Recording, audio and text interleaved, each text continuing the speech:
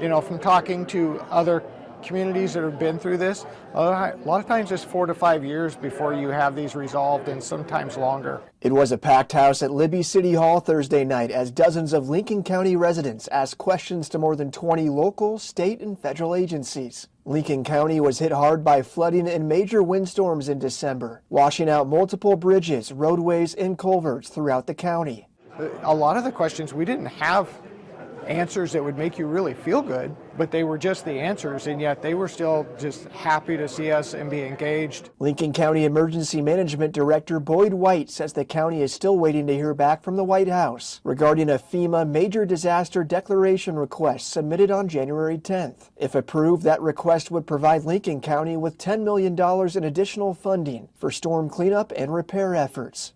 And the temporary emergency work is eligible for reimbursement under the federal assistance if we get that signed, and we're anticipating that we will. Officials with the Montana Department of Transportation gave updates on infrastructure repairs and said high-priority bridges like Farm to Market Road will be expedited with the hope of having the new bridge finished in the next 12 months. Officials said the new bridge will be double the length of the old bridge, more than 300 feet long, and will be built to alleviate the choke point on Libby Creek. Because, you know, frankly, flood insurance is very expensive. So some can't afford it.